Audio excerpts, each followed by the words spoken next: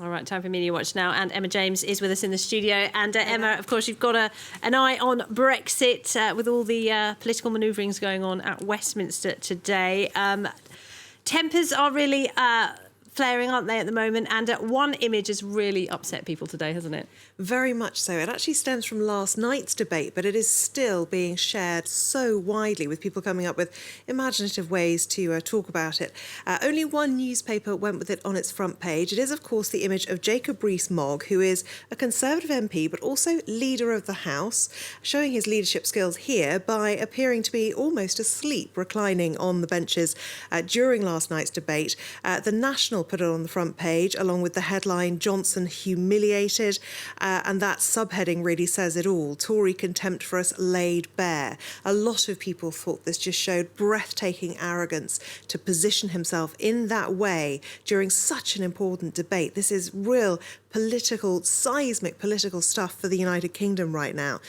He was criticised by MPs within the House and also online too. Anna Turley tweeting this: "The physical embodiment of arrogance, entitlement, disrespect and contempt for our Parliament." This Labour MP taking a slightly more humorous look at it. "I'm half expecting his nanny to march into the chamber with a blanket, pillow and a hot cup of Horlicks for the poor man." It was quite late, wasn't it? It was very late. It was very late. Lots of people coming up with very creative reactions to this. Here he is beating the Simpsons to their sofa, as is the case in their opening titles. This one, a nod, of course, to Titanic, "Paint me like one of your French girls."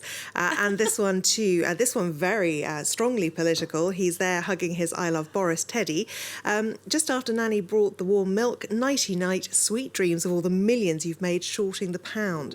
Because it's one of the biggest criticisms of Jacob Rees-Mogg by those who don't like him, is that he has made an awful lot of money already and is set to make more from Brexit. He has moved his hedge fund to Ireland so that he doesn't have to worry about that being out of Europe.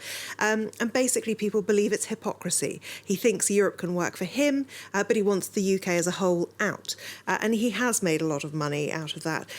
One interesting thing, though, it is very frivolous to look at this and laugh about it. However, it is important. This writer for The Independent says that this is a photograph that is going to haunt the Tories for decades. She says it embodies every stereotypical negative that people have of the Conservative Party. Any time anyone's accused of being an out-of-touch Tory toff, they can wheel out this photograph every time from now on. She says that basically it was a pose designed to suggest that this debate should not have taken place at all. And that may well be the case. That may have been what was in his mind when he did it. But it is worth remembering that people in the UK many have very genuine fears about what Brexit could mean for their lives, for their livelihoods, for businesses. And it shows utter contempt for those people that he wasn't appearing to take this seriously. And have things taken on a more serious tone today, would you say, for the second day of debates? Well, not really. Obviously, there's the serious matter of the voting, which is going on right now. However, when there was a PMQs where Jeremy Corbyn and Boris Johnson went head-to-head earlier on today, we appeared to see Boris Johnson mouthing "you great big girl's blouse" at the leader of the opposition. He also went on with another insult, which appeared to very much please his supporters in the House. Take a listen to this. I know he's worried about free trade deals with America, but there's only one chlorinated chicken that I can see in this House, and he's on that bench. Will he confirm again? Will he confirm? So there you go. He referred to Jeremy Corbyn as chlorinated chicken. It's something that his supporters seized on straight away. This is from Leave EU. They've pasted Jeremy Corbyn's face onto a chicken alongside that Very quote. Mature. Very mature. This pivotal Absolutely. time in the country's history. Of course, the chlorinated chicken issue comes from a trade deal with the US, exactly, which could see the UK suddenly being flooded with this chicken that's been washed with chlorine.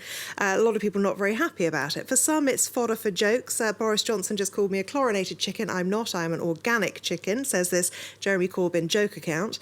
This gentleman saying that, well, basically not thinking much of Johnson's wit.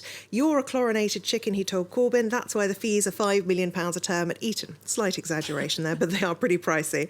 And this person making a very valid point. Why on earth would you want to plant chlorinated chicken in the minds of the public when it is a consequence of your own Brexit policy? Another good point. masterly tactical move from Boris Johnson. So interesting to see people's reactions to this. People are getting very tired of this kind of constant comedic behaviour from Boris Johnson. One person saying he's not a stand-up comedian, he is supposed to be the Prime Minister, and perhaps the language should reflect that. He's very good at delivering a one-liner, not so good at convincing members of his own party to back him, which, thank you very much, Emma,